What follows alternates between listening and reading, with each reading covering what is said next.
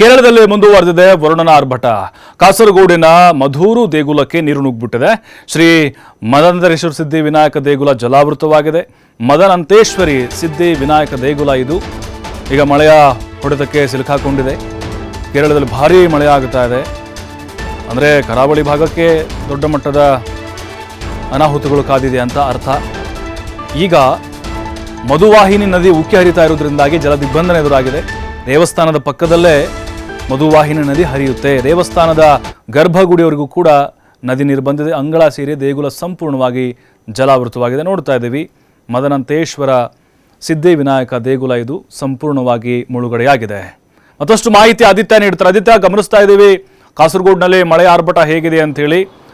ಕೇರಳದಲ್ಲಿ ಭಾರಿ ಮಳೆ ಆಯಿತು ಅಂತ ಹೇಳಿದ್ರೆ ಸಹಜವಾಗಿ ನಮ್ಮ ಕರಾವಳಿ ಕರ್ನಾಟಕಕ್ಕೂ ಅದರ ಎಫೆಕ್ಟ್ ತಟ್ಟುತ್ತೆ. ಸದ್ಯಕ್ಕೆ ಮಧುವಾಹಿನಿ ನದಿಯ ಆರ್ಭಟ ಹೇಗಿದೆ, ಏನೆಲ್ಲ ಅವಾಂತರಗಳು ಸೃಷ್ಟಿಯಾಗುವ ಸಾಧ್ಯತೆ ಮಂಗಳೂರು ಭಾಗದಲ್ಲಿ ಕಾಣಿಸ್ತಾ ಇದೆ?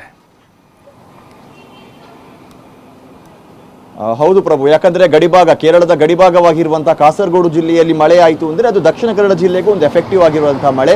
ದಕ್ಷಿಣ ಕನ್ನಡ ಜಿಲ್ಲೆಯಲ್ಲೂ ಕೂಡ ಮೊನ್ನೆಯ ದಿವಸದಲ್ಲಿ ಮಳೆಯ ಆರ್ಭಟ ಜೋರಿತು. ಇಲ್ಲೂ ಕೂಡ ಅನೇಕ ಪ್ರದೇಶಗಳು ಜಲಾವೃತವಾಗಿತ್ತು. ಅದರೊಂದಿಗೆ ನಿನ್ನೆ ಸುರಿದಂತಹ ಧಾರಾಕಾರ ಮಳೆಯಿಂದಾಗಿ ಕೇರಳದ ಕಾಸರಗೋಡಿನಲ್ಲೂ ಕೂಡ ಅನೇಕ ಪ್ರದೇಶಗಳು ಜಲಾವೃತವಾಗಿತ್ತು. ಪ್ರಮುಖವಾಗಿ ಕೇರಳದ ಪ್ರಸಿದ್ಧ ದೇವಸ್ಥಾನವಾಗಿರುವಂತಹ ಮಧೂರು ದೇವಸ್ಥಾನದಲ್ಲಿ ನೀರು ನುಗ್ಗಿದೆ. ಒಂದು ನೆರೆಯ ವಾತಾವರಣ ಸೃಷ್ಟಿಯಾಗಿದೆ.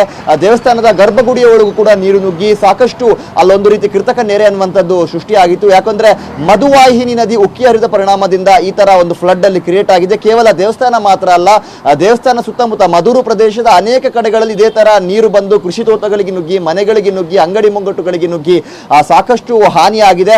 ದಕ್ಷಿಣ ಕನ್ನಡ ಜಿಲ್ಲೆಯಲ್ಲಿ ಇವತ್ತು ಕೊಂಚ ಮಳೆ ಆರ್ಭಟ ಕಮ್ಮಿ ಆಗಿದೆ. ಆದರೆ ಕೇರಳದಲ್ಲಿ ಇದು ಮುಂದುವರೆದಿದೆ. ಕಾಸರಗೋಡು ಜಿಲ್ಲೆಯಲ್ಲೂ ಕೂಡ ಒಂದು ಅಲರ್ಟ್ ಆಗಿರುವಂತಹ ಸಿಚುವೇಶನ್ ಸದ್ಯ ಕ್ರಿಯೇಟ್ ಆಗಿದೆ ಪ್ರಭು.